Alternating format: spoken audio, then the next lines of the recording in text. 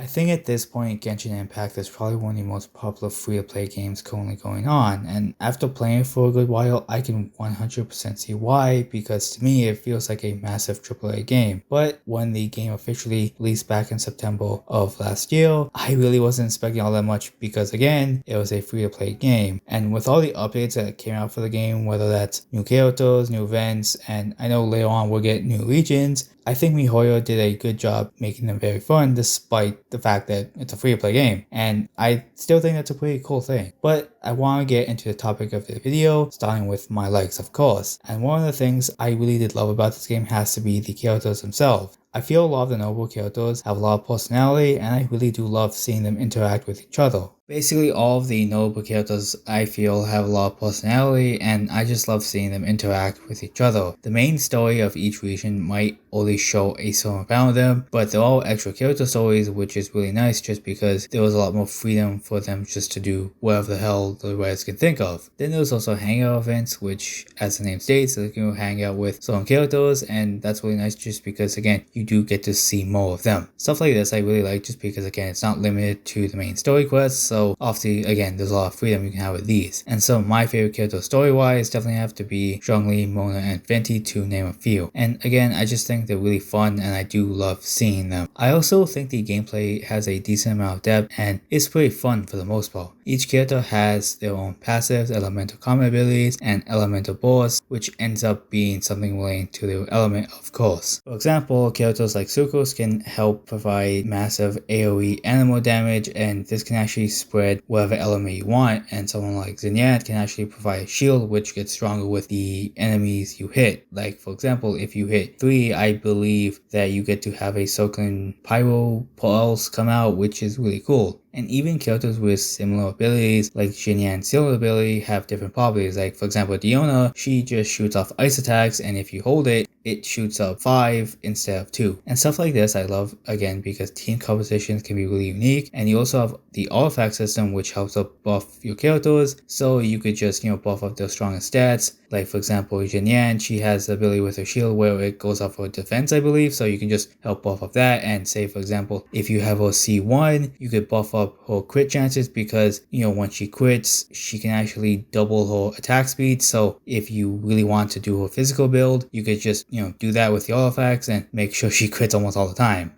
This next point kind of relates to the first one, and that's just the fact that the stories overall are pretty amazing. I end up really enjoying the main Archon quest for Liyue and Mondstadt, and I would imagine when Inazuma comes out, I would enjoy that too. Then we have the event stories like the Lamp Festival in Liyue, and the most recent one as of this recording, that being the Golden Apple Archipelago. Stuff like this makes me feel that the devs just put their heart out when making these stories, just because I for one was super entertained for them, and it had a lot of sweet moments, a lot of cool low moments, and just generally cool moments in general. I also do think the game looks amazing, and no, I'm playing the PC release. I would imagine it would look pretty good on a mobile device too, but again, PC and the console versions would have a lot more legroom to enhance the visuals overall. And I also found the game has a pretty nice world to explore, and while I haven't 100% explored it, it was pretty fun for the time I did. It's similar to Breath of the Wild in where you can actually climb a lot of things, and I'm glad you can actually do that because, there's a lot to climb in this game. And it kind of sucks in Genshin that you can't actually really use the character's abilities to help out often, but I don't really mind this as much because, you could still find your way around, and that's still pretty fun. And I know you can use Kaya's and Venti's abilities to kind of help you get around, but it's not a common thing. But the game still does try really hard to make exploring also rewarding, from giving you new domains, new Kalos items, like those little orb thingies you can offer up to the statues, and also getting Primo Gems. And again, just,